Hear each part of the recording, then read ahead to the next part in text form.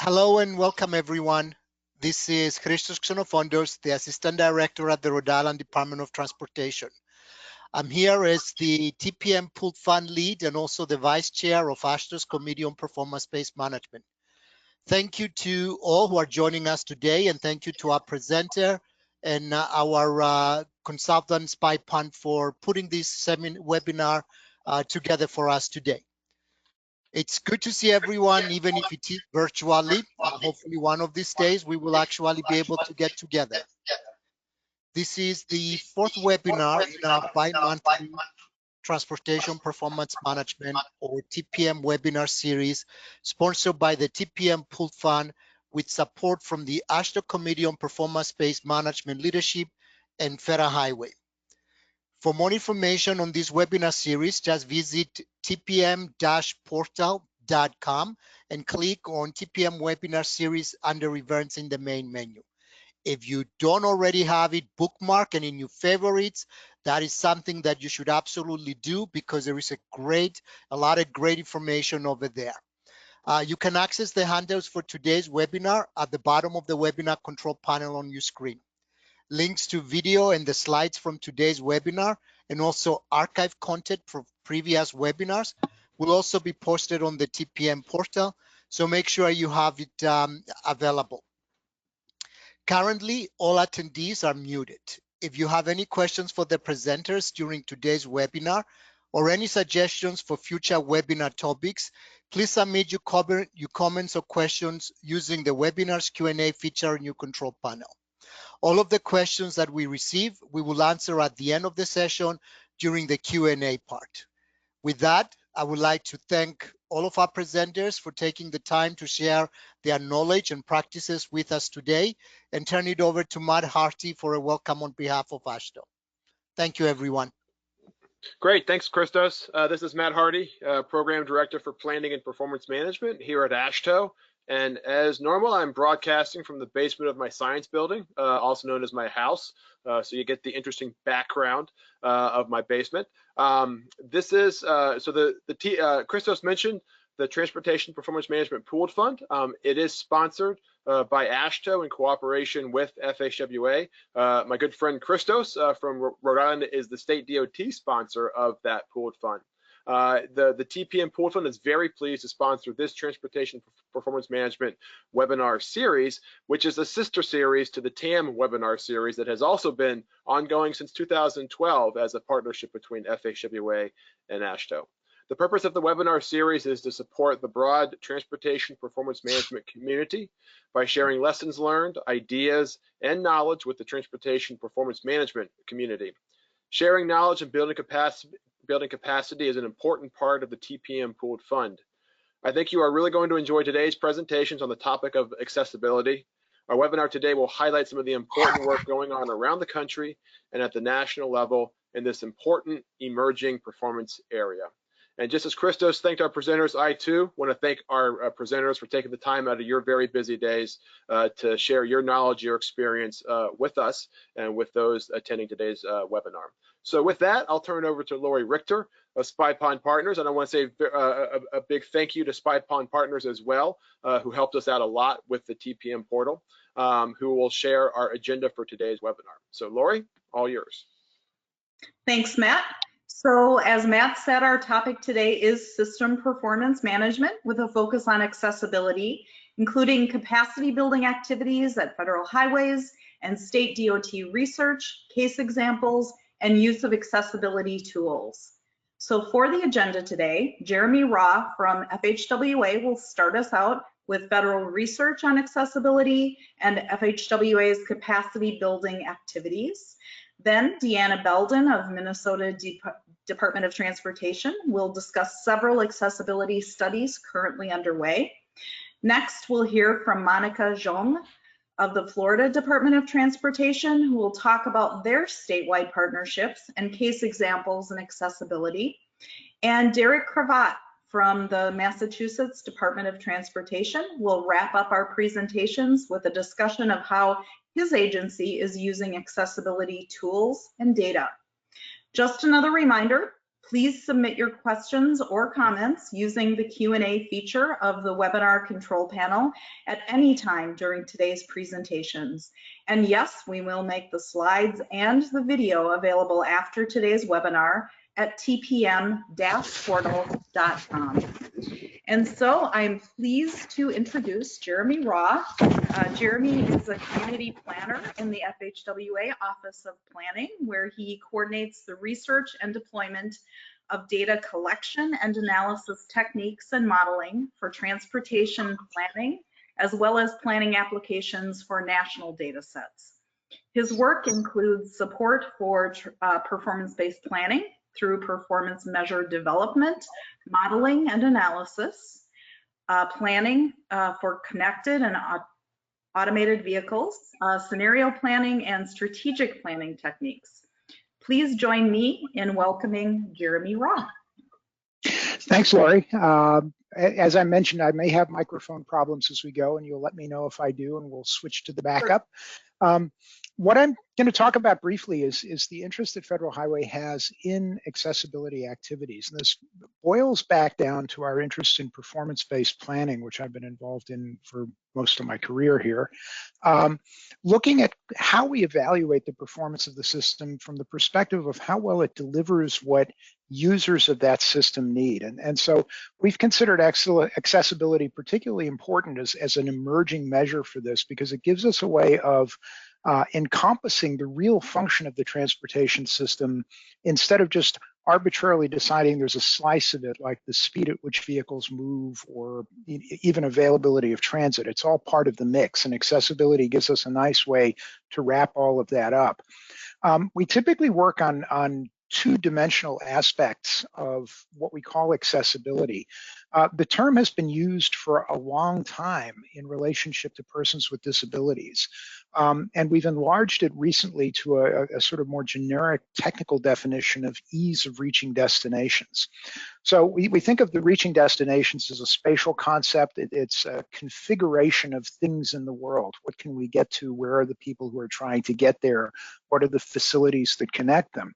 But then there's also the operational question, which is the one that comes up in relationship to disabilities, where there are obstacles. In principle, we have a connection, a bus, for example, but if it's not accessible to people who have difficulty walking, seeing, hearing, the bus may not, in fact, be a functional part of that system. Obviously, there's an overlap for these two, and we're interested, as we pursue accessibility from our side, in not losing track of the fact that these are overlapping concepts, and improving one often can work to improve the other. Typically, more recently, we've been really focusing on the spatial access, and I guess that's what the rest of this webinar will be talking about. We'll see more maps like this, evaluating accessibility by car, by transit, possibly looking at bicycles and walking as well. And this has been a big approach to the spatial access. But we're also thinking in terms of the intersection. So when we look at spatial access, we're also looking at the quality of the space that goes on there, and thinking about all of the activities that I've got on the left side of this slide: trip planning, intersection crossing, can we get across the street? How do we actually complete a trip? Are there barriers that would prevent us from making that final step to wherever we're trying to go to? So we're trying to encompass all of these, and we use accessibility to inform every aspect of this, evaluating technologies, improvements to the system, operational ability to use what's there. We've pursued this on a couple of different levels. We have national research and evaluation projects going on, the pooled fund that I think Deanna's been involved in, and others on this webinar, to develop accessibility metrics. We've been looking as well at improving mobility in rural areas where accessibility is often a very basic issue simply due to limitation of resources, if you don't have a private car particularly. We've also been exploring something called the geoeconomic system modeling approach, which has been attempting to classify land uses and look at the character of the actual use of land in relation to transportation facilities. I think we'll talk later about the use of jobs as a way of, as a proxy for economic activity generally. What we're calling the GEM system for general geoeconomics modeling, gives us a way of perhaps enlarging that metric so that we can look at land uses a little bit more flexibly. On the state and regional technical assistance and capacity building end, we've looked at health and transportation planning, the capacity to use active modes, how to measure access to opportunities where there have been discussions of using jobs or other proxy information or actual information about what people are trying to get to. We've worked on multimodal connectivity, which has implied bicycle and pedestrian connectivity, connection to shared mobility services, and also transit. And we've been looking at various innovations that have been possible in terms of establishing better access to destinations within a community. And so we have publications on all of those. Obviously, the pooled fund is coming up, and you'll have in the presentation that Lori will send out later all of these links available so you can get to the documents that I'm going to fly by here. We'll talk more about the Accessibility Observatory and that project later on. Technical assistance that we've provided, all of the documents and projects that I mentioned before, some of them are still a research in progress, the GEM system, for example. Others we've actually published books, and you can find links to them through this slide when the time comes. Even though I'm speaking on behalf of Federal Highway, the obvious connection with accessibility to a variety of available modes means that we've done a great deal of work with our partner agency, the Federal Transit Administration, to establish principles of connectivity. A lot of the discussions that we've done in developing accessibility guidance have tried to take transit into account. And we've also worked with FTA on projects like their Mobility Performance Metrics project to look at ways to really comprehensively capture how accessible different parts of the community are. And so this is another report that you may find interesting in looking at how to integrate different mobility systems, shared mobility, buses, other aspects of the transit system. So I think that's my presentation, and I'm going to hand it back to Lori at this point, and we'll carry on from there. Thanks, Lori. All right, thank you, Jeremy, and thank you for setting the stage for our discussion today. So remember, folks, if you have questions for our speakers today, just enter them in the Q&A panel and we will address them during the Q&A after the presentations. So for our next speaker, we'll hear from Deanna Belden of the Minnesota Department of Transportation. Deanna is the Director of Performance, Risk, and Investment Analysis at MnDOT in the Office of Transportation System Management. Her group developed and maintains MnDOT's online performance dashboard and is leading the reporting and coordination of federal TPM measures.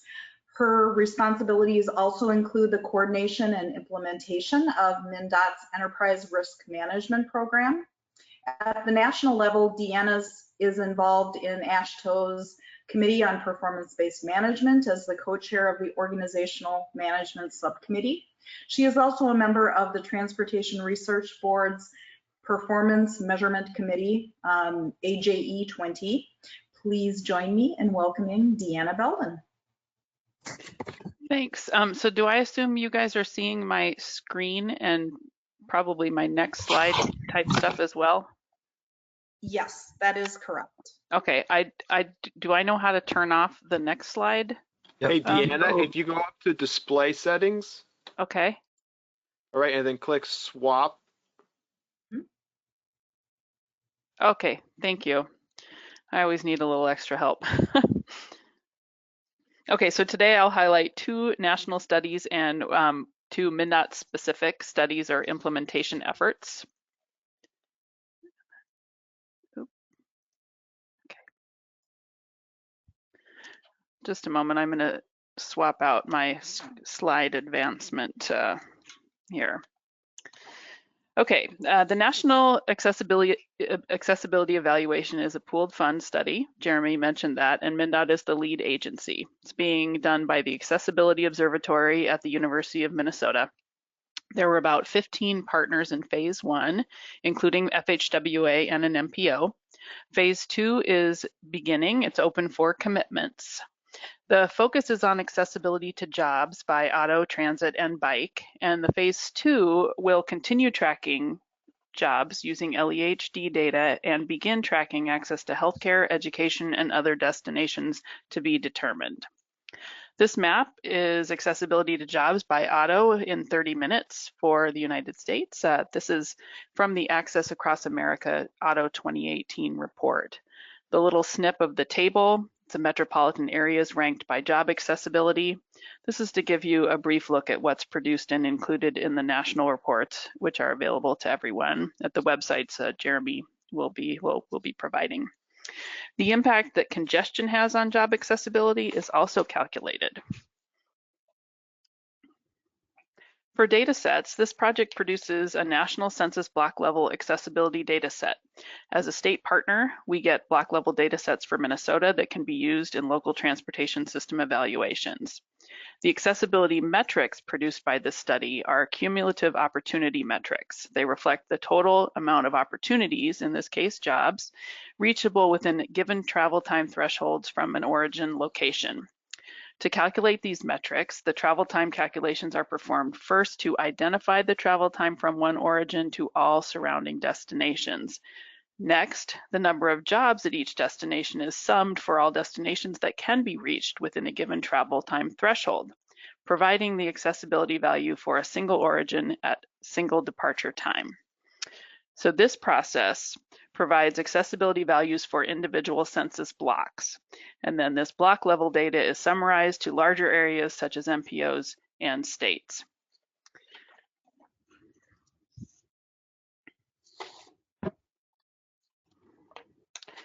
This study also produces and publishes a series of annual reports. Here are maps of the Twin Cities area showing jobs within 30 minutes by biking on medium stress routes and jobs within 30 minutes by driving. The maps show that the red area of the central cities have more jobs reachable within 30 minutes than the suburbs and further out. On the left, the summary, this is summary output for Minneapolis. I think this is actually from the national report, but the state reports have summary pages like this for each metropolitan area. So for the last several years, MnDOT has been publishing an accessibility map in our annual transportation performance report. But now with our online performance dashboard, we plan to do something better than just to display a static map. Also, we have the dashboard now, and I have a smart new planner in my unit with lots of GIS and analysis skills. Data sources, people like to see these. Travel times by car are calculating using TomTom's multi-net and speed profile data products. The road network data set includes roadways of all functional classifications, including local streets and major highways. Travel times for transit use this GTFS data and OpenStreetMap road network data. Bicycle level of traffic stress. This evaluation is a method for classifying street segment suitability for bicycling based on the physical characteristics of the roadway, such as speed limits, lane configurations, and the type of bicycle facilities present. Data describing the distribution of labor and employment in the region are drawn from the Census Bureau's LEHD and LODS data set. These are updated annually and provide census block level estimates of employee home and work locations.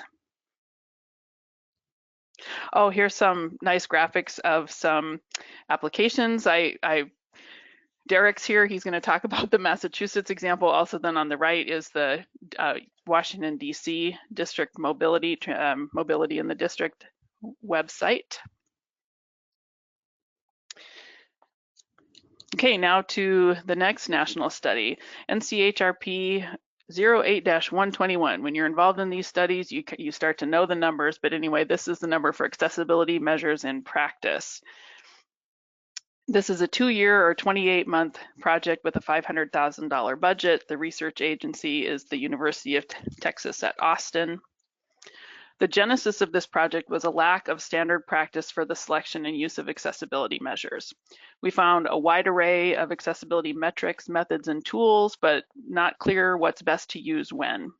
Efforts have been made, but mostly in an ad hoc manner at the state and local levels to meet local planning and performance management needs.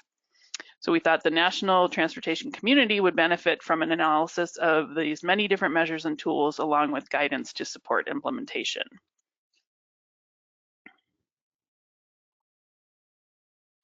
So the objective is to develop a practitioner-ready resource for transportation agencies on how to select and apply accessibility measures for different decision-making contexts.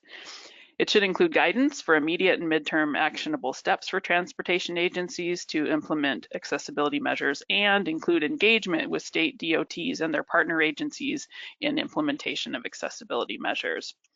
At this point in the research, the team has done a lot of background research via literature review, surveys, and interviews.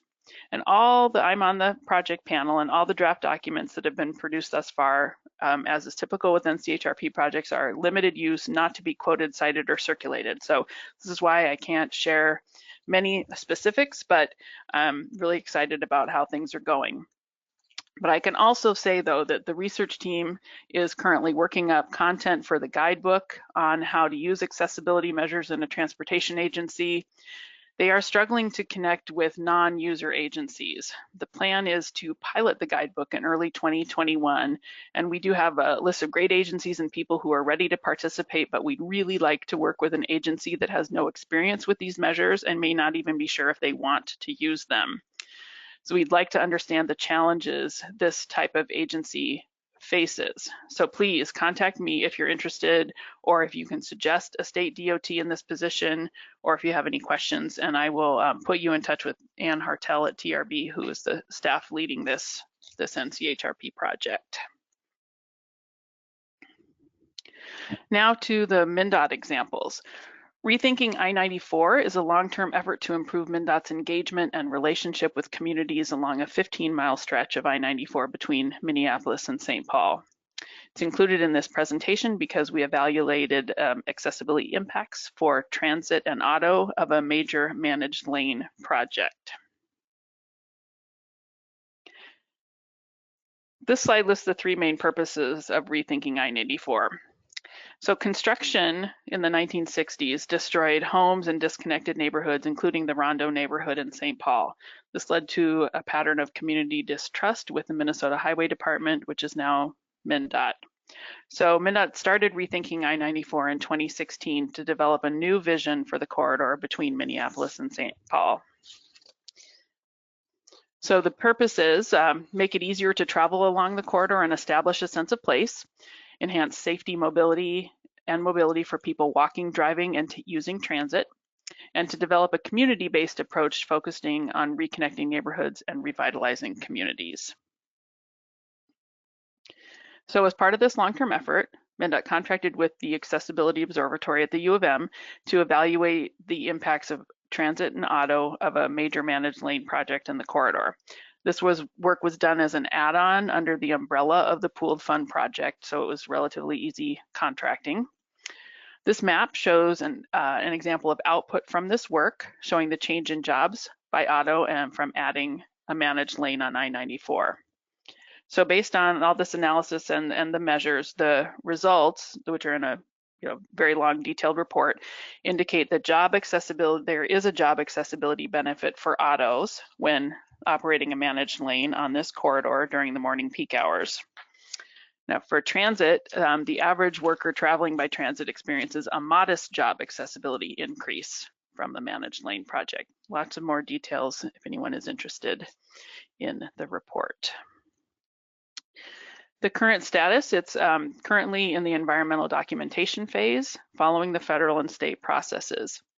The focus is on continuing engagement with I-94 communities, developing and evaluating alternatives, and identifying actions to address the needs on I-94. So while specific alternatives have not yet been identified, a managed lane alternative will likely be considered as part of the I-94 project. Partners strongly support such an alternative, and it's consistent with regional plans, so it likely makes sense to do so. Additionally, access to jobs is part of the evaluation criteria for the Tier 1 document. That's for the environmental document. Also, alternatives that improve access to employment will be rated higher, get a few more points than those that do not. And while these criteria are in draft form at this point, we expect access to jobs will be a consideration. Now to my last example. Through a grant from the McKnight Foundation, the State Smart Transportation Initiative and Transportation for America are supporting MnDOT with a pilot project measuring accessibility of communities in Minnesota. The goals are to test available platforms, serve as a proof of concept, and demonstrate how accessibility analysis can be implemented in practical decision making. It includes the potential for estimating the impacts of transportation investments on travel behavior and emissions.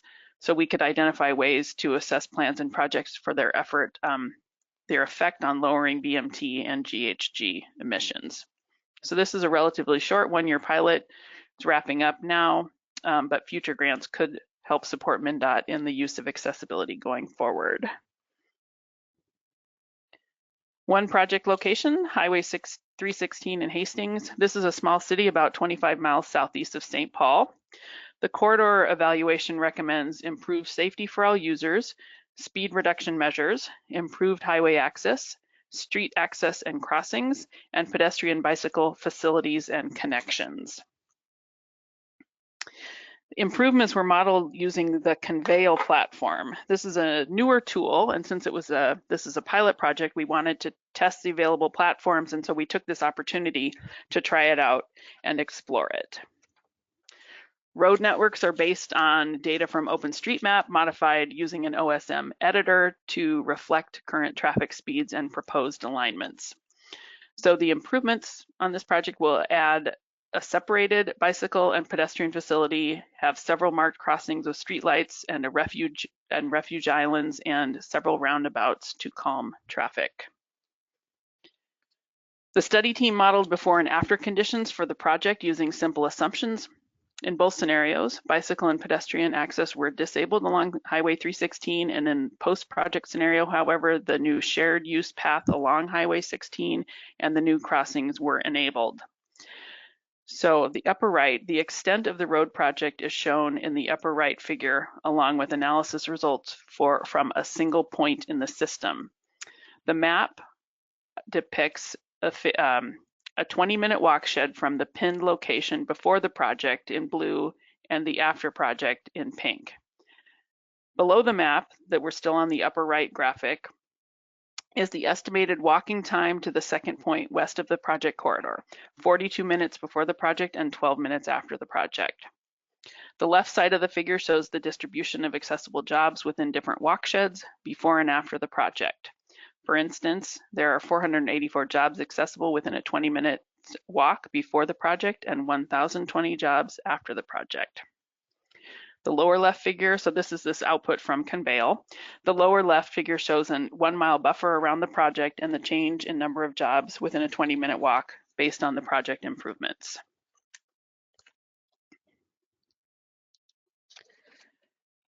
So the next one evaluated, Fergus Falls and Breckenridge school districts. Fergus Falls is about 185 miles northwest of St. Paul. Breckenridge 26 miles further to the east. These are small-ish towns.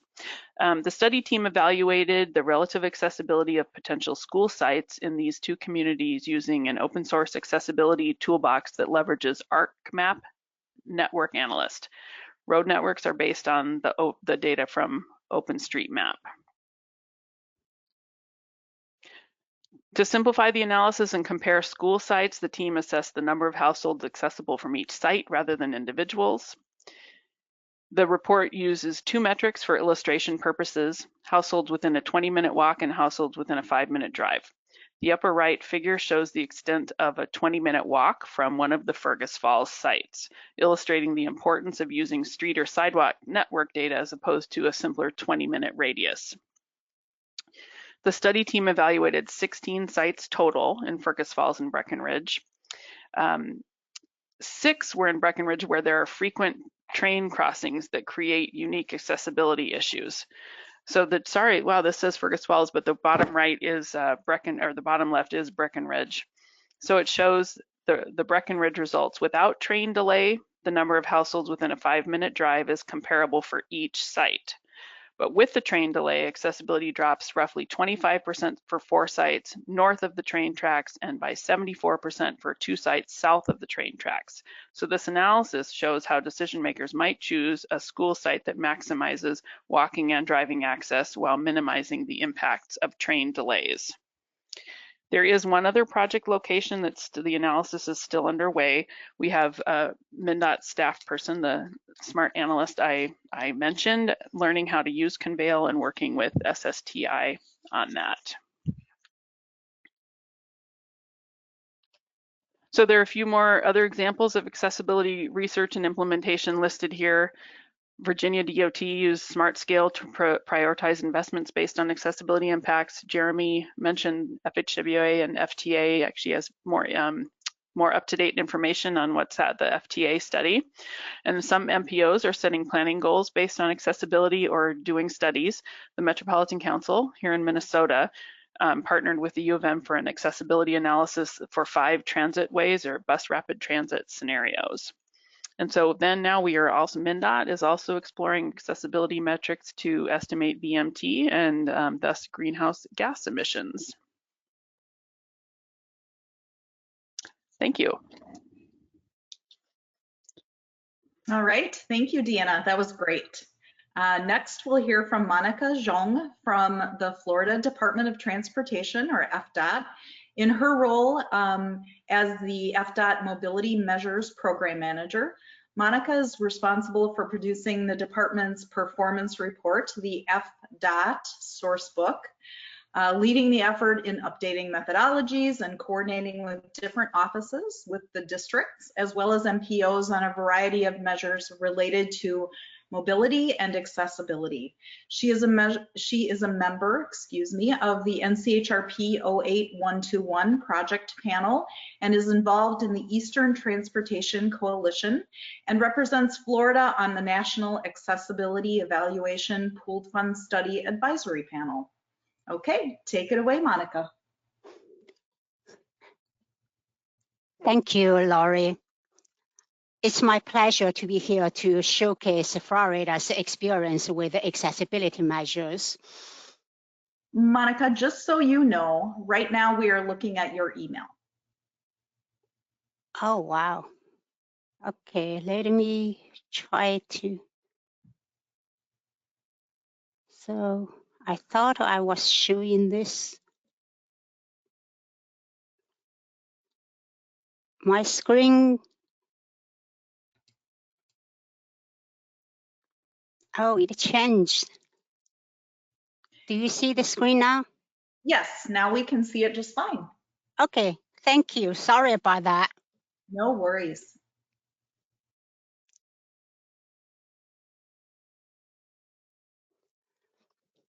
Today, I'm going to talk about our partnerships, accessibility measures Florida has adopted, and use cases in Florida. First, I would like to highlight the Florida Transportation Plan to be adopted this year. The FTP provides guiding principles to Florida's transportation policies and practices. FDOT is partnering with over 30 agencies, groups, and organizations in developing the FTP. Through this partnership, 7 goals will be adopted, one of which is transportation choices that improve equity and accessibility.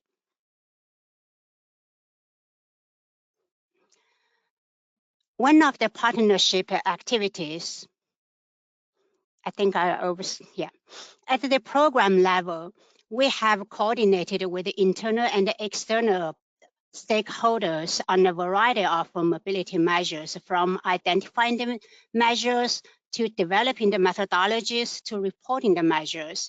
We set up a statewide team that includes representatives from central office, program offices, FDOT districts, Florida Turnpike Enterprise, MPOs, and the FHWA Florida Division. We meet virtually 2 or 3 times every year. Through this team, we have promoted accessibility measures and provided data to the districts and MPOs. In addition, every couple of years, we conduct district workshops that include district staff in all areas and MPOs in that district to discuss mobility measures, including accessibility measures, connect with them from the program and the project level, and reach consensus on different issues. We also survey them on their use of the accessibility data in order to better support their work. One of the partnership activities is to support our regional and local agencies.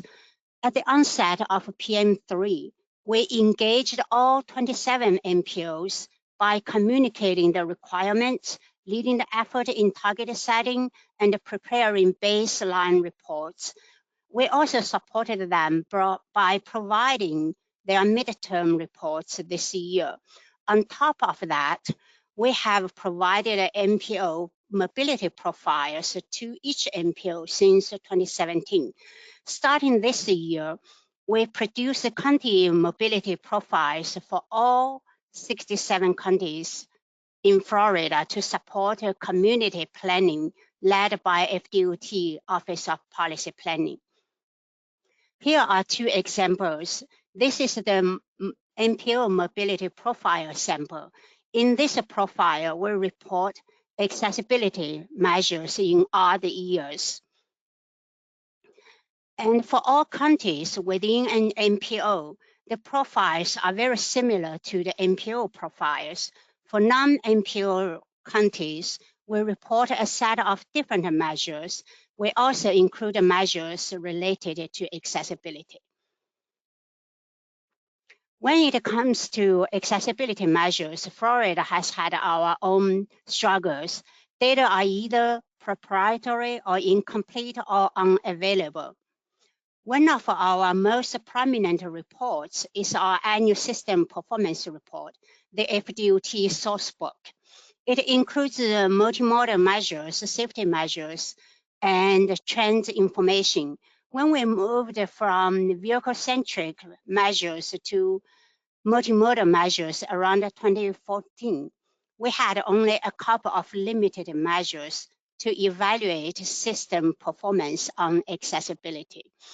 In 2014, FHWA adopted complete street policy, and we started to expand on accessibility measures. Around 2016 or 2017, we joined a group of peer states to participate in the National Accessibility Evaluation Pooled Fund Study. We adopted two measures from the study and reported them in the FHWA sourcebook. Meanwhile, FHWA Transit Office started to measure resident access to transit. We have included it in the FHWA sourcebook. So now we have 6 accessibility measures.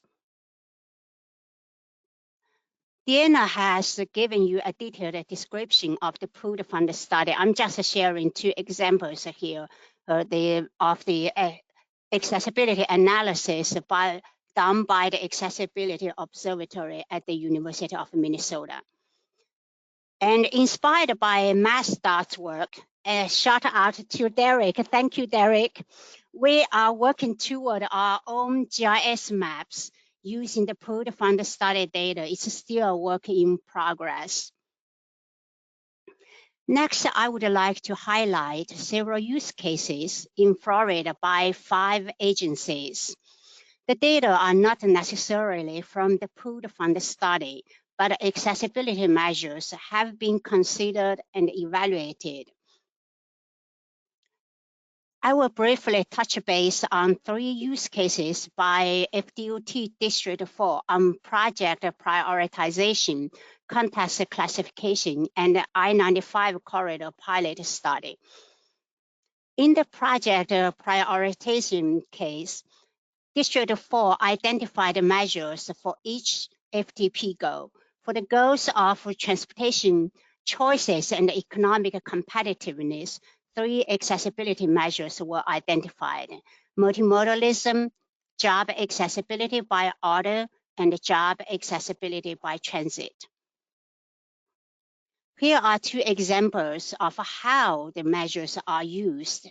The projects are prioritized based on their scores. The higher they score, the better chance a project has for implementation. The next one is the context classification case. The application of the system-wide provisional context classification approach is intended to help guide the development and implementation of FDOT projects in planning and design. One of the three parts identified in the study, accessibility is one of the transportation modifiers in Part B. In the analysis, variables are identified and given weighted values. In the dimension of multimodalism, transit accessibility and walk accessibility are evaluated and given weight to the overall scores. The next one is the I-95 corridor mobility planning project pilot study. The I-95 corridor mobility planning project established 4 goals and identified 5 objectives, one of which was accessibility. The purpose of the study was to test multimodal system performance measures for the planning project. This is the planning project area. The pilot study identified 2 sets of performance measures to provide focused feedback on system performance across all modes. The 2 sets of measures are multimodal accessibility and multimodal system productivity.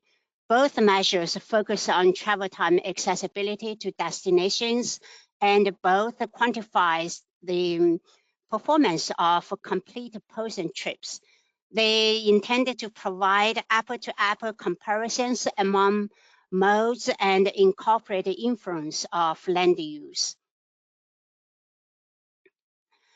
For the study purpose, accessibility was identified as the ability to reach destination within a reasonable travel time, as you can see the diagram on the right side. The triangle demonstrates the relationship of accessibility, proximity, and speed. Proximity and speed are differing strategies for optimizing accessibility. As we all know, under different scenarios, the outcomes are different. Based on existing scores, future scores were calculated depending on 2 scenarios, one with a status quo, the other with a strategy, and the future strategy was to convert 2 order lanes to 2 exclusive transit lanes. Consequently, future scores for all modes differ between the 2 scenarios. The Broward MPO reported job accessibility by transit within 30 minutes in its State of Transportation System report via a dashboard, and the dashboard can be accessed in the link provided here. The Hillsborough MPO did a needs analysis in updating its 2045 long-range transportation plan. The analysis examined access to and from communities of concern, evaluated the bicycle level of traffic stress, and assessed the proximity of population and jobs to transit services. Sarasota Manatee MPO conducted a regional accessibility analysis to support its active transportation plan, the transit agency's transit development plans, and to prioritize projects for its 2045 long-range transportation plan. The MPO measured the accessibility of sidewalks and bicycle facilities to ensure a complete trip for transit riders. the bikeability and walkability to transit stops was analyzed to identify gaps in the network that could be filled to improve transit ridership and enhance transit services. The MPO also incorporated access equity and multiple modes in prioritizing projects.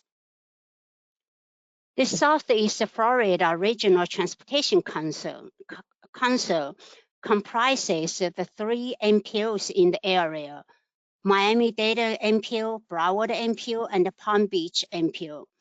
The RPC adopted its 2045 Southeast Florida Regional Transportation Plan in August this year.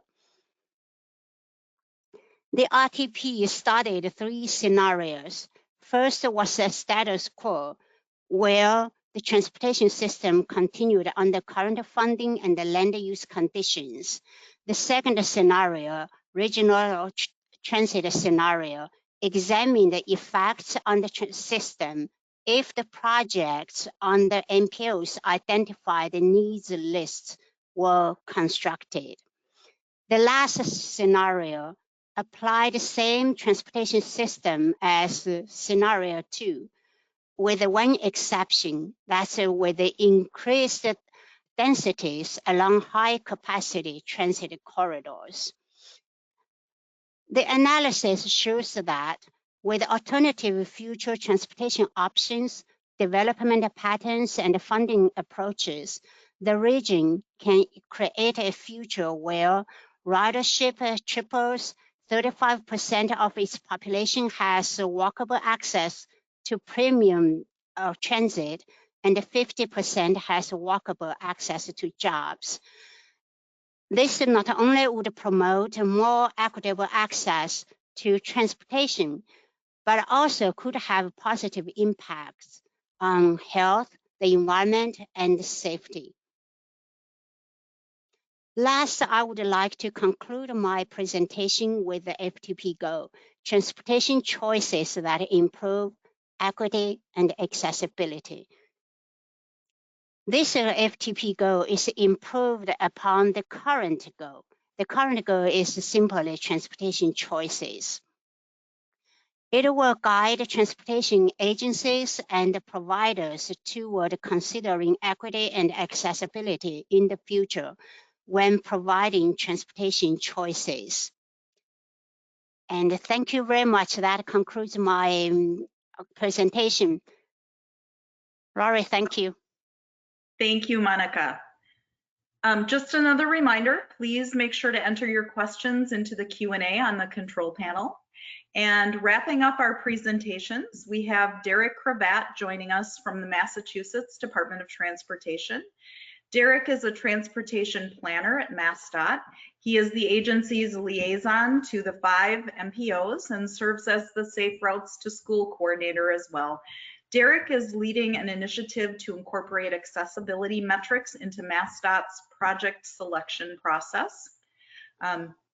And as such, he has a deep understanding of project evaluation criteria and methods and tools related to measuring destination accessibility. I'm really looking forward to hearing about that. And now I'll turn it over to Derek. Awesome. Thank you, Lori. Can you hear me and see the screen okay?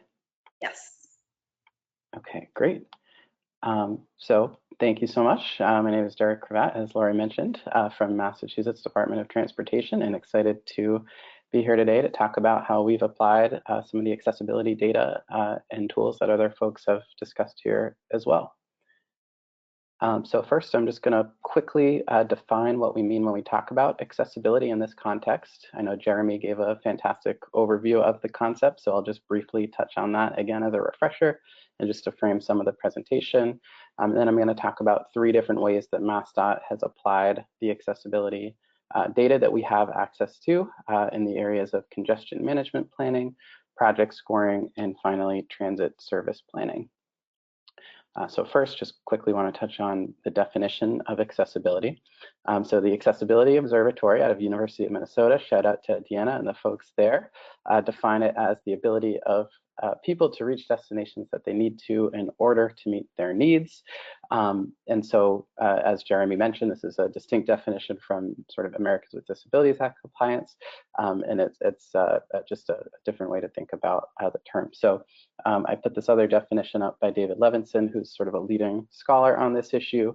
And I like this definition because it gets into the layers of accessibility. So it measures how many different things or stuff somebody can reach from a specific point in a given travel time by a particular mode at a certain time of day. So I just put that on to emphasize that this is a very layered concept. It's not something that's just static, and it can vary pretty widely by time of day, by mode, and by many other sort of factors. So important to keep that in mind when it's being developed as a performance measure, that it does have a lot of variation depending on exactly what you're looking at. And then I just put these two images here on the bottom just to sort of make a distinction between kind of traditional measures of how we evaluate the transportation system success, like vehicle throughput and efficiency and level of service, and then sort of maybe just sort of reframing some of those and not completely throwing them out the window, but maybe thinking about them in concert with sort of accessibility data and data that can help us sort of account for the intersection of transportation and land use, and think about how those two areas are connected. And I think that's what a lot of the accessibility data allows us to do. So we're not just looking at transportation for the sake of transportation or mobility for the sake of enhancing mobility. We want to enhance mobility to provide better access to destinations. Our secretary and MassDOT Secretary Stephanie Pollack often talks about how the transportation system is not important for what it is, but for what it does. And I think using accessibility allows us to sort of plan in that spirit and really think about how we make the transportation system connect folks to different opportunities and different destinations. So just wanted to highlight that distinction. And so to take this from that sort of conceptual level down to actually applying it, we of course need data sources and tools. So we are a partner of the National Accessibility Evaluation Pooled Fund Study at MassDOT, which Deanna and Monica have discussed. This is a fantastic study, gives us access to data, providing access to jobs, and in the future other destination types. And it's framed as sort of a cumulative opportunity index, so by the number of jobs that are reachable from different census block groups across Massachusetts. So I'll go into how we've applied that data. And then we also recently initiated a contract with Conveil, which Deanna discussed a little bit as well. And this is a web-based software that allows us to see how our projects are impacting accessibility. So I'll talk a little bit about how we're using that and how we hope to use that in the future as well. So first, just getting into congestion management planning and how we've applied the pooled fund data on accessibility. We applied this within our congestion in the Commonwealth report. So Deanna had a screenshot of this earlier as well. And this is just a little more depth. So the report was commissioned by our governor's office to perform a data-driven analysis on how to respond to congestion in Massachusetts. So we identified the causes of congestion, implications of congestion, and made recommendations across modes. So I mentioned implications of congestion because when we talk about accessibility, that is one of the biggest implications of congestion. So sort of the implication of congestion is that folks lose access to jobs. So you can see on the left map here at 6 a.m., this is showing within that sort of darker shade of blue the number of jobs to which access is lost within a 45-minute travel time between 2 a.m., which we consider a free flow condition, and 6 a.m. So you can see sort of along that 495 ring, access begins to be lost around 500,000 to 750,000 jobs to which folks no longer have access to at that hour, largely because of congestion. And then you can see by 8 a.m. that access is significantly lower for a much larger share of the greater Boston region. So by that time, over 1 million jobs are lost, access to over 1 million jobs is lost within a 45-minute travel time. So severe implications of congestion for the region. So what this data allows us to do is, again, like I said earlier, not just think about where we want to reduce congestion just for the sake of reducing congestion, but reduce congestion in the areas that lose the most access to jobs to better promote accessibility. So we can really target those areas through using data like this. The other interesting thing I want to point out here is that you can see the area that does not lose access to jobs, kind of within that downtown sort of core area of Boston, and then slightly to the sort of northwest. That area does not lose access to jobs, largely because that's where a lot of the jobs exist in the region. And so the access issue there has less to do with transportation and more to do with housing affordability. So as folks get pushed out into some more affordable areas, they will lose access to jobs. And so as a transportation agency tasked with getting folks to and from those places, we of course want to make sure we're targeting solutions that do promote accessibility. And this data allows us to do that. So here's just a few more maps that show the accessibility observatory data and how we've used it in the congestion report. So this is just going to be a series of 3. So this is at 6 a.m. and this is showing the number of jobs reachable within 45 minutes. So a little bit of the reverse of what that previous map showed. So this is the darker shade indicates more reachable jobs within a 45-minute travel time. Here's 6 a.m. You can see 7 a.m., especially looking at sort of the northern border and the southern border of the state. They do kind of go down. So just going back again here to 6 a.m., you can see how access gets very limited during our morning peak period. So these have been interesting to use and have really sort of informed recommendations when it comes to congestion relief for things like managed lanes, where park and ride lots should be located, and other recommendations in that area. So data has been extremely useful, and highly recommend folks interested in that pooled fund study to definitely get involved in it. So taking that from that specific study, we've also applied the accessibility data to our project scoring system. So MassDOT, like many other state DOTs, has kind of a multi-criteria project scoring system for our capital roadway projects. And this is the workforce commuting and accessibility criterion in particular, shown on the screen here. The scorecard accounts for many other things like safety, mobility, equity and environmental justice, public health, and some other criteria, but this is the one that we're using the accessibility data for. So if the area promotes mobility or reduces congestion in an area that experiences a sort of disproportionately high amount of loss and access to jobs, that project will be eligible to receive additional points as part of this process. So here's how that kind of looks in a flowchart format. So first and foremost, the project has to improve mobility or reduce congestion. If it does, then we look at accessibility. So if it's improving mobility or reducing congestion, again in one of the higher loss areas, it will receive more points, and we've broken that down into thirds. So if it's contributing to congestion relief in an area that is sort of at the very top of the loss and access sort of scale, it will receive 2 points. Moderate loss and access is 1 point, and low loss and access is 0 points.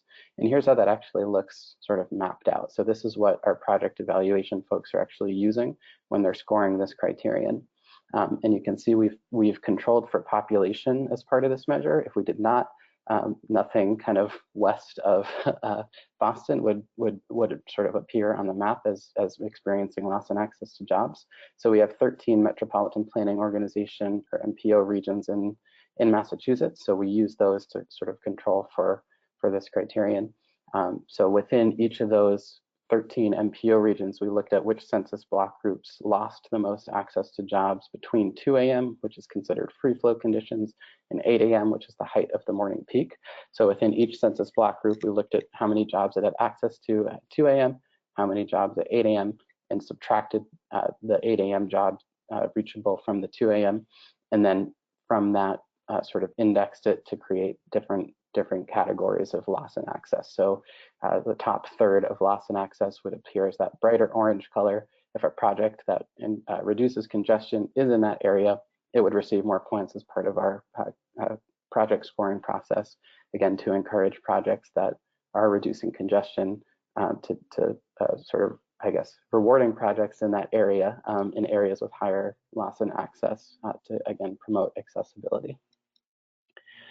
So like Monica mentioned, we do have all of the data from the Accessibility Observatory Pooled Fund, part of a larger Access to Jobs dashboard. You can see the link there, and I'm happy to share that as well, however is easiest. But this is all publicly viewable, and it just displays there's so much data that we get from that pooled fund study showing every census block group in our state at different travel times, so the number of jobs reachable from those block groups at different times of day, and also across modes. So we thought that visualizing it on this data dashboard would be a much easier way for our partners, including our MPO partners, to explore this data. So you can actually select at different times of day, at 2 a.m., so on, how many jobs are reachable.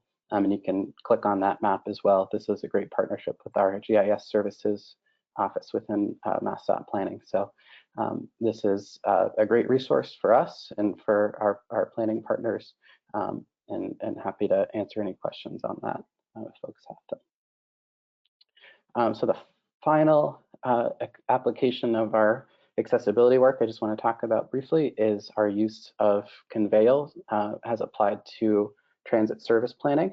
So Deanna talked about Conveyor as part of a roadway project. We've made it available to our planning partners and regional transit authorities as well to think about how this might be used as part of transit service planning. So potential applications here include sort of evaluating alternative transit schedules or new routes, analyzing equity impacts on service changes, project prioritization, and establishing buy-in for new transit projects. I'm going to show just an example of how we used it at MassDOT as sort of a example analysis that different regional transit authorities could use as part of their use of this tool.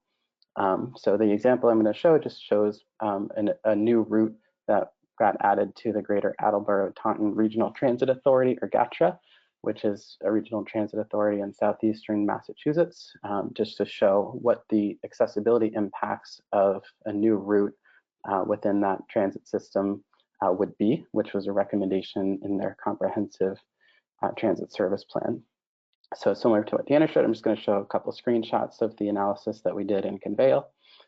So this is the new route that you add within Conveyor, starting with downtown Mansfield, which is a town with a commuter rail station in southeastern Massachusetts, and then going up to Patriot Place, Gillette Stadium, which is where the New England Patriots play, and there's also a job center with a lot of retail and other things like that. So within their service plan, they wanted to add this as a new route there. So within Conveyor, we were able to see the number of new jobs that folks would gain access to as a result of this new route.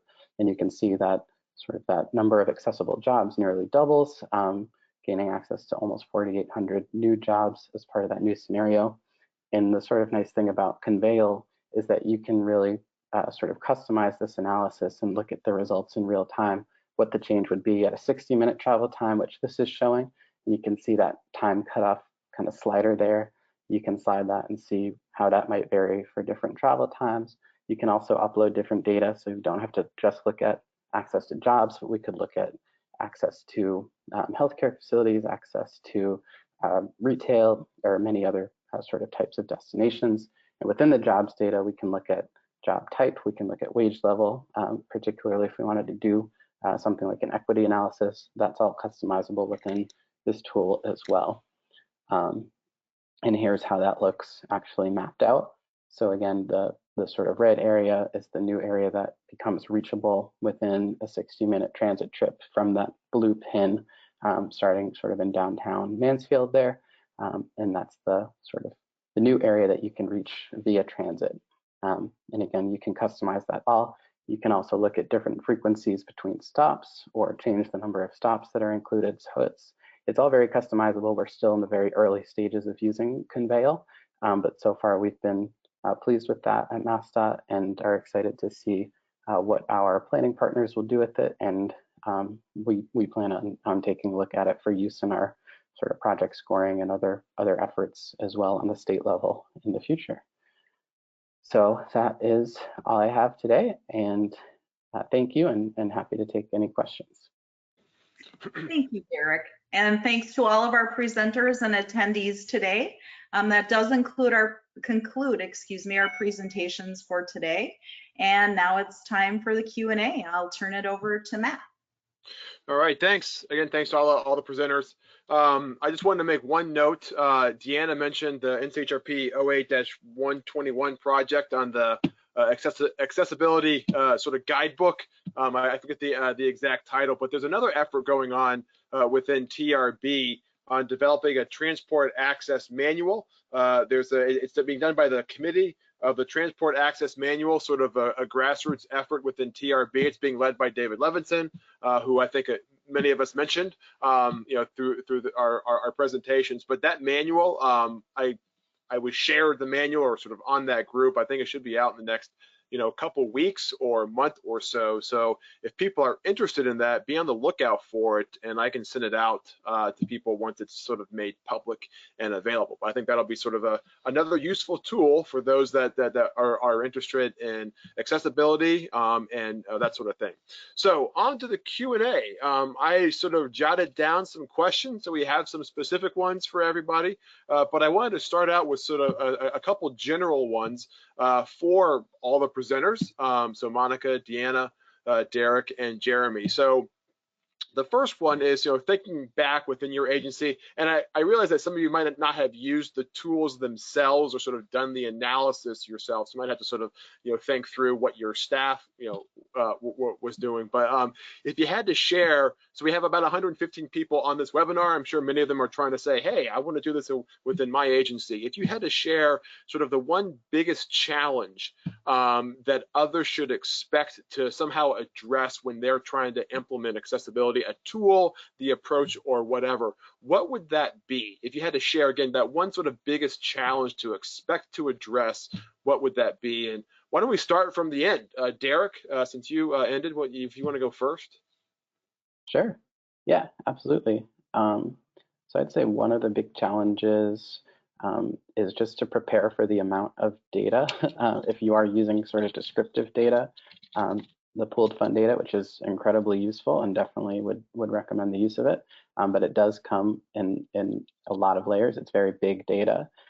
So again, like I said, it's structured by both time of day, by mode, by a lot of different factors. So I would just plan for that if you are thinking about thinking about like a data dashboard or something like that. Definitely build in time and make sure you have the expertise within GIS services to stand something like that up. And it does take a lot of collaboration, I'd say, between folks in sort of planning and GIS. Take sort of a lot of technical skills there. Okay. So that's the big one that comes to mind for me. Yeah.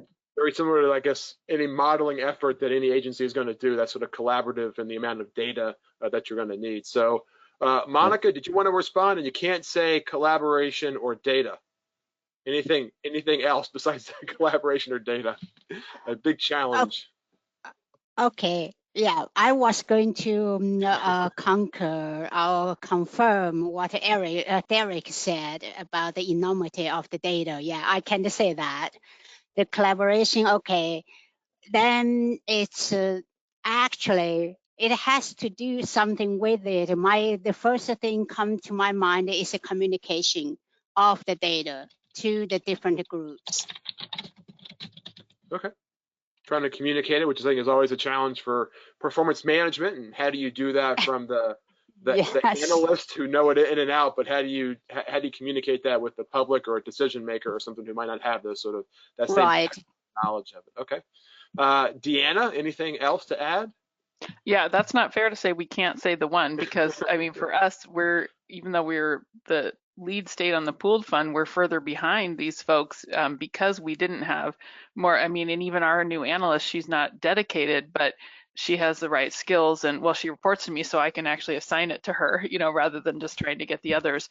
But additionally, this is something that's important in what I would call a suite of measures that, maybe the old word would be about, mobility, but to like describe more of an umbrella of something important to consider. And the challenge might be that when we actually need to generate our investment need, for example, we end up needing to pick one kind of main measure to do that. And we don't want to lose track of all these other good things that include accessibility and reliability. So I don't know how to really summarize it, but there's just it's a description of some things we're considering. Okay. sort of one of many that it's not the end all be all. It's one of many that you're going to have to consider as part of that, perhaps the decision-making process. Okay. Jeremy, anything else to add? So we can't.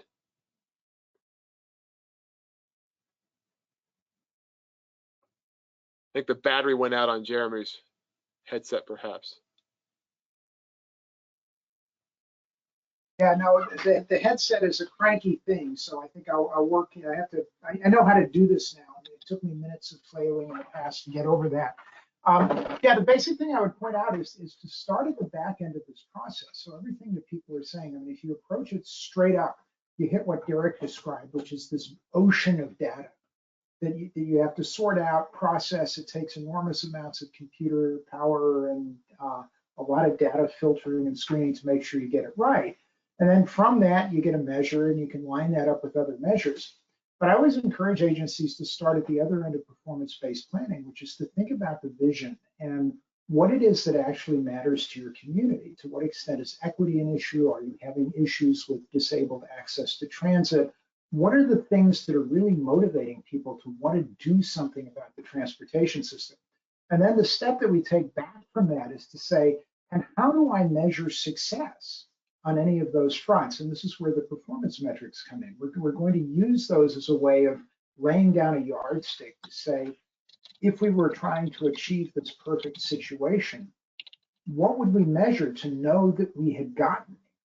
And so that's the place that accessibility comes into. It's one of, as Deanna said, a numerous bunch of metrics that we could consider and want to consider in relation to projects. And each project is going to have its own specific benchmark against other projects of its type. You know, we're still going to want to consider mobility and speed of access. You know, do we have bottlenecks on the freeway that are slowing people down? But then we also want to consider other aspects of what happens in our community. And this is something, again, that doesn't start with the data or the models or the analysis. It starts with us really carefully thinking about what's important and what's going to be the measure of the ultimate character of success, so that we can then start to attach measures to it. That's my little pontification on that. All right. Thanks, Jeremy. Okay, so we first talked about the biggest challenge. So on the flip side of that are opportunities, right? So I guess starting with you, Deanna, or I'll start with Monica, going from Derek to Monica, Deanna, Jeremy, reverse order of how you presented. On the flip side of what the biggest challenge is, what do you see as the biggest opportunity in using accessibility as a performance measure or as part of the decision-making process? So as some of the examples I showed, in terms of like investment policies or project prioritization, that can be used to kind of highlight the projects in that sense. Okay. Deanna? Yeah, I would say the opportunity, I mean, it really does get to why we are here. I mean, transportation exists to connect people to where they need and want to go. I mean, and of course, unless you go for joyrides, which actually now in COVID, it's relevant. But I would say, yeah, that's what I would say. Okay. Yeah, these aren't trick questions or anything. So, Jeremy, anything to add?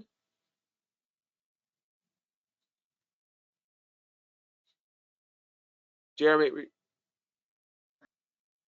Man, real benefit of the accessibility as a performance metric is, you know, our capacity to really be responsive to the community. And I mean, it underscores what Deanna's saying. I mean, the point of transportation is to connect people where they are with things that are not where that they happen to need or want to do or whatever it is. And it gives us a way of really being responsive to the community and not getting hung up on measures that may or may not actually be connected to the things that matter to people. And I think one of the beauties of accessibility as a measure is that it really does get to the most basic reason that people might ever want to leave their house. Something they need isn't there. All right. Awesome. Thanks, Jeremy. Derek, anything else to add?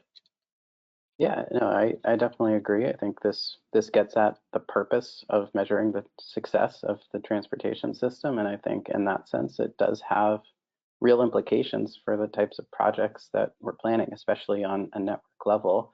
This could really change the design of a transit system. If we're planning for the most jobs accessible or the most number of destinations accessible, that has real implications for route planning.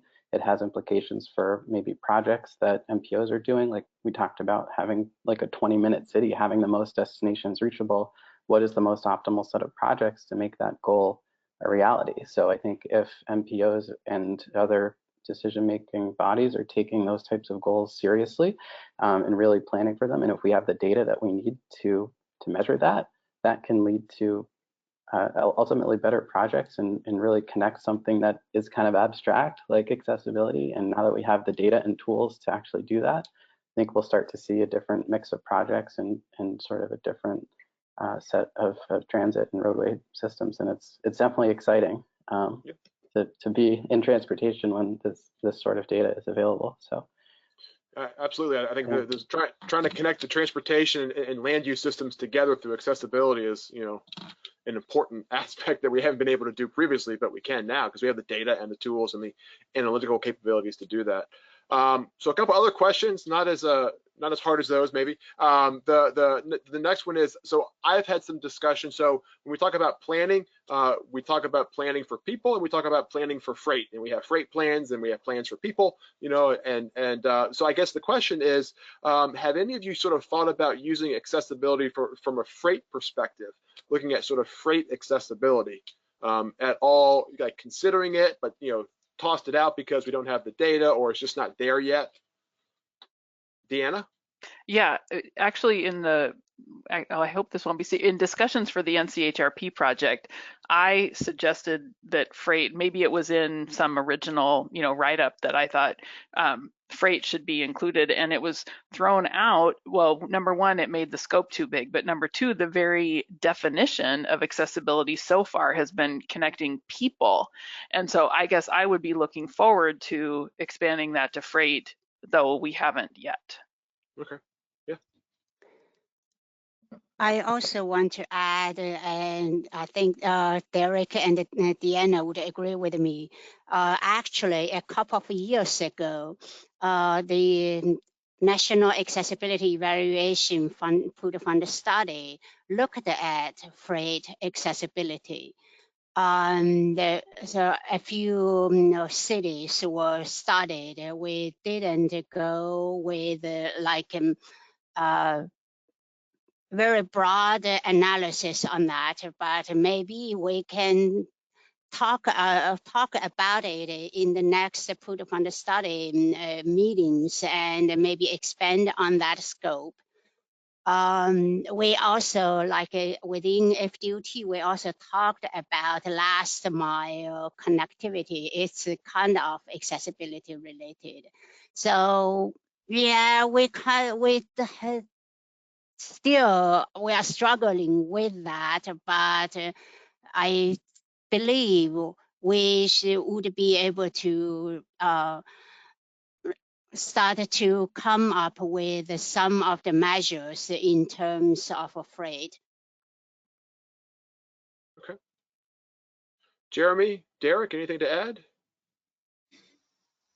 No, I think not. I mean, freight is an interesting thing to consider, Matt, because we're in a world where the transportation question is enlarging somewhat. It's no longer just a question of people going to where the goods are, but the goods are coming to you. And so there is, particularly around the last mile that Monica was just mentioning, is this question of what happens to freight as it starts to move around the communities. I mean, in terms of larger freight movements, I think because so much of that is managed by private shippers and the rest, a lot of the land use is really up to them to do the evaluations of accessibility. And I've always, in all of my encounters with modeling and analyzing freight data, have deeply wished that we could get more information from the companies that are moving this stuff around, because they're studying this, analyzing it, figuring out where to put distribution centers, where to move the traffic, the freight traffic, in order to get the best multimodal access. What's the quickest, cheapest, most effective way for this particular class of product? And we know those decisions are going on. We've heard a lot about them narratively, but it's something that we don't have the data to really bring back in, and there isn't as much of a conversation as we probably all think there should be between planning agencies and private companies that are attempting to meet their needs with the system that we have. So I mean, there's a can of worms in that, but I think that the accessibility could in fact be, potentially provide a sort of more neutral way, perhaps in some ways, to have that discussion with the private sector that doesn't, tip their hand in terms of proprietary information that they may be using to gain an advantage in terms of shipment and movement through the market. So at any rate, that's a long theoretical discussion, but it does raise an interesting question for sure. Yeah, I would agree. I think that access, from the freight perspective, the freight data that I've been dealing with, having the companies, share information, sharing is caring. Well, sharing also reveals, trade secrets and stuff like that, so they don't want to share. But anyways, Derek, sorry, did you want to add anything? Yeah, just something brief. We are in the process of updating our freight plan in Massachusetts and definitely consider access as a big goal within that plan. And I think I will also just say that within the federal performance measure of truck travel time reliability, we're thinking about ways to add accessibility kind of on as a layer to that performance measure. So rather than just thinking about reliability for the sake of reliability, where is it actually promoting the most access, and are there areas that are unreliable and also suffer from lack of accessibility to freight destinations, particularly when it comes to freight travel. So all of those things we're still thinking through and definitely trying to prioritize as part of the future freight planning efforts at MassDOT. And then also thinking about e-commerce and the implications of that on freight movement as well. I think our Metropolitan Area Planning Council, which is the regional planning agency for the Boston region, they've done some interesting work on that as well.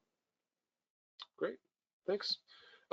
Mika, I have some more specific questions, I guess, for each of the presenters. Let me go to those, and I have one sort of generic one that I'll kind of end with to sort of round this out. So for Derek, there's a question about does the transit accessibility measure that you're using capture non-travel time aspects of travel impedance?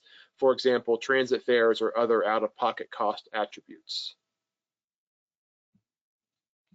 So the short answer is no.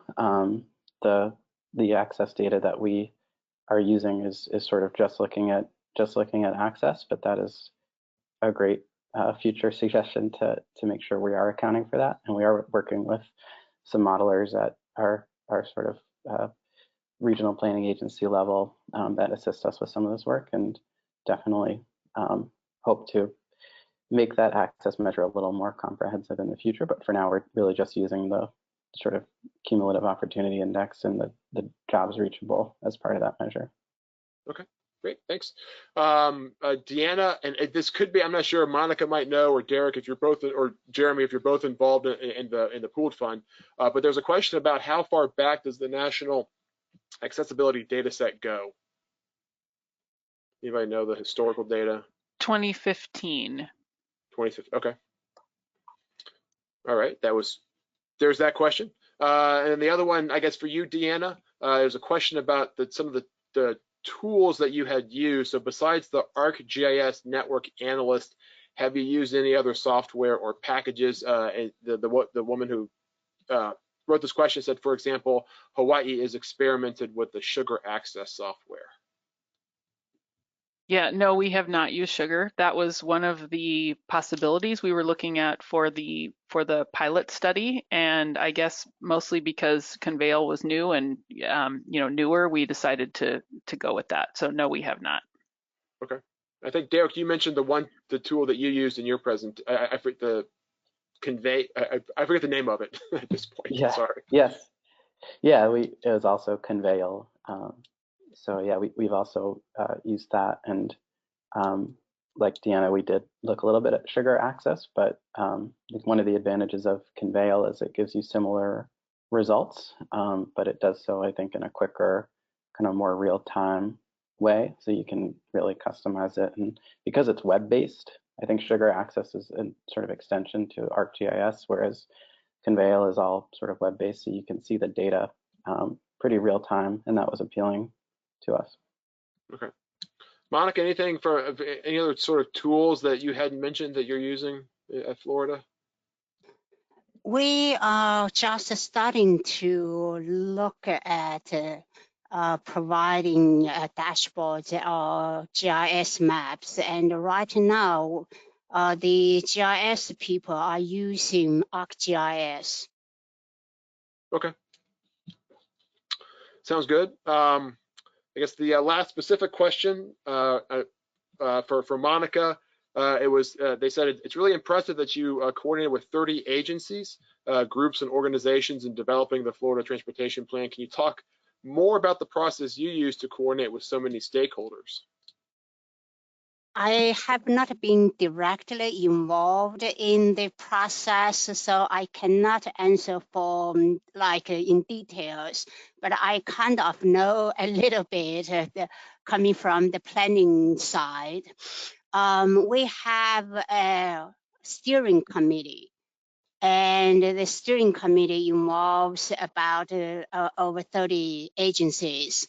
Represented by the different state agencies, different modal agencies like Florida Ports Council, Florida Airport Council, and the environmental groups, as well as other like disadvantaged groups, and Florida Association of Counties, Florida League of Cities, the Chamber of Commerce. So a lot of groups are involved, and I cannot answer any details in that sense. Okay, no worries. All right, so last question, and this is sort of incorporating a question that came that came in talking about specific metrics within. I guess I use the term metrics within the broader definition of accessibility, and I'm also thinking about this from the national perspective. So for if people read, I think it was House Bill 2, the reauthorization of the FAST Act that came from the House side. There was inclusion in there of a requirement for US DOT to sort of develop an accessibility type measure that all the states and MPOs would use to look at accessibility. So sort of coming from that perspective, so I think that we can all agree on the sort of the qualitative definition of accessibility. I think, Derek, you had it in your presentation from the Accessibility Observatory, the ability of people to reach the destinations that they need to visit in order to meet their needs. So that's sort of more of a qualitative. The quantitative aspect is how do you actually measure that? And we can do that with different ways. X number of places within Y minutes. And then somebody said the question was from Alan Ward. So access to jobs was sort of discussed a lot, but there are other metrics that you could use: access to stores, access to recreation, access to healthcare. So if you had to sort of think, I guess the first part is why the focus on jobs? Why not other aspects? Or maybe you considered it, but given limited resources, you had to sort of focus in on jobs because of data, whatever. And if you had to sort of develop one from a national perspective, what might that be? Like, what would you look at? What do you think might be most important from that sort of national perspective, if there had to be one out there? I'm not saying that there has to be or anything like that, but if there were, clearly there's discussion about it. What might that be? And Deanna, we'll start with you this time. Yeah, it's those non-work locations are totally important because that's why we're looking to expand them in the accessibility pooled fund study, because anything that people definitely take more of those. And so I'm thinking it has to be the data limitation, but were you asking me? But I think education and healthcare are the next two, that I would like, but we would also then, take suggestions for other points of interest. And but I'm really looking forward to expanding that. Okay. And even the critique within for jobs where, when we present the data in a more macro level, even obviously quality of jobs and pay and different industries is important too. If people want to parse that out, would be meaningful in maybe in a zoomed in type analysis, I would say. Okay. And also, I actually had an answer to a question you didn't ask. And I mean, I wanted to pitch how pleased I am that we did a school siting analysis, because we've had, all over the country, we've had where school districts are looking for cheap land far away because they are strapped for cash. And so, to be able to say, well, maybe it really would be worth it to get a site closer in. And then particularly for our example, we had to work very hard to find a school district that was situated in the right time frame, where they have discussed that they might need new school sites, but not so far down the road that the different sides are dug into their position of where the school should be. Okay. So another pitch for education as a Sounds location. good. So Monica, Derek, any thoughts on the question? It's hard to say pin down on one measure, because there are so many out there, or so many we want to measure. So, but I believe the NCHRP 8-121, hopefully that will provide some guidance for at the national level to provide some guidance on what type of measures to decide on. Okay. Derek, Jeremy, anything else to add? I'm scared to open my mouth.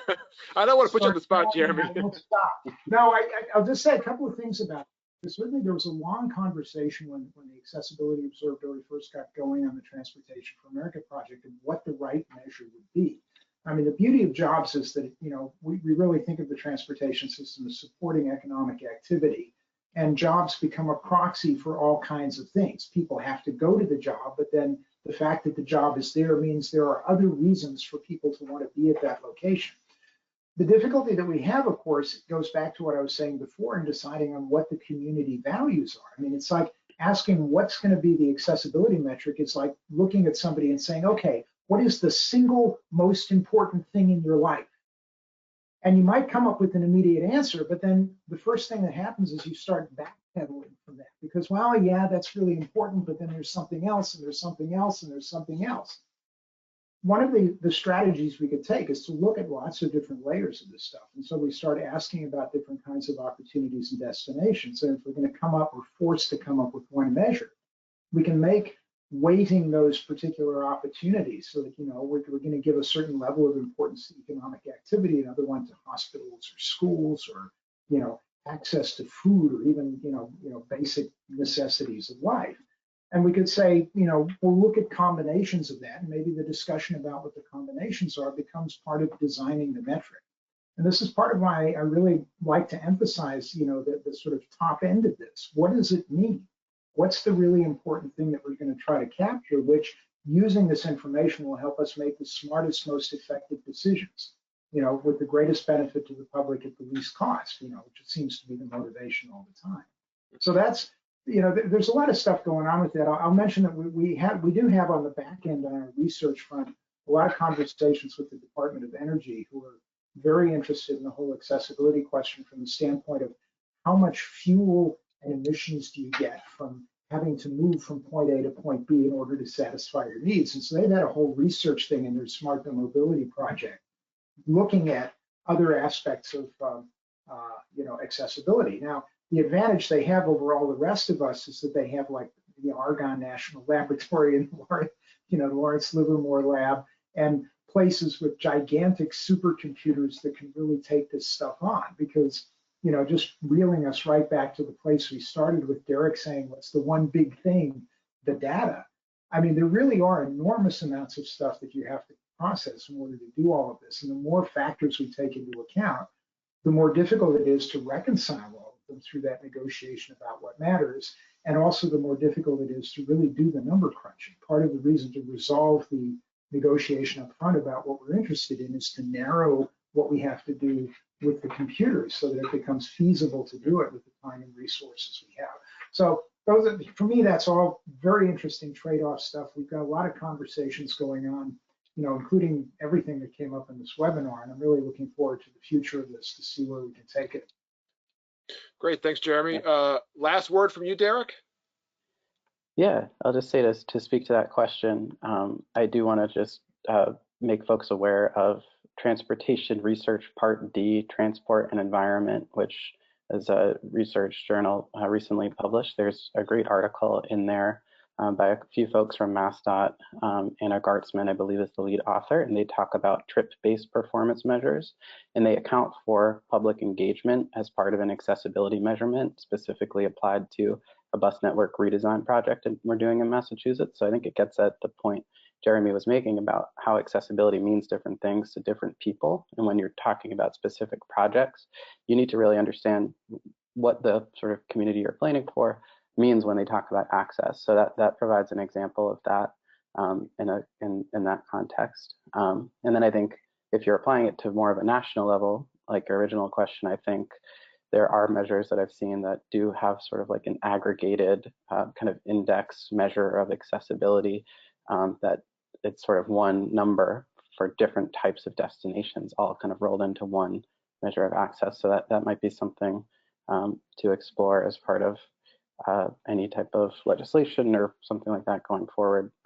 Something we're thinking about at MassDOT too when we talk about different destination types. Certainly, like Deanna mentioned, education and healthcare are the other kind of two big ones. And I think most trips are not commute trips. So, when we're talking about accessibility, we often talk about jobs because it's what we have the data for. But just to echo that, the importance of non-work trips cannot be overstated, and definitely something we're looking into as a next phase of our accessibility work. All right. Thanks, Derek. And one last comment from Alan Ward, who's going to spurred that question, is the idea of a basket of goods and services that you could sort of think about, a basket of accessibility measures or something, I would assume. So anyways, so with that, it's 3:36 Eastern Standard Time. So I apologize for going over, but I think it's a good conversation. But with that, I will turn it over to Lori Richter, who is going to close us out of today's webinar. Lori, all yours. All right, thanks, Matt. Very interesting discussion, guys. Thank you. The next bi-weekly webinar will be held on January 20th at 2 p.m. Eastern Time, and it will focus on risk management in the context of TPM, and specifically issues that are separate from the risk management issues that we typically talk about related to asset management. And then next, please, Andrew. All right, and then here's our lineup for 2021. Make sure that you go to our TPM portal at tpm-portal.com to register for the upcoming sessions. And again, make sure you send us any additional ideas you may have for webinars you would like to see in 2021. And just a final reminder, for more information, always feel free, and as well as slides and videos, make sure you go to tpm-portal.com, look under the events section for the TPM webinars. Thanks, and we hope to see you next year for our continuing TPM webinar series. Bye now.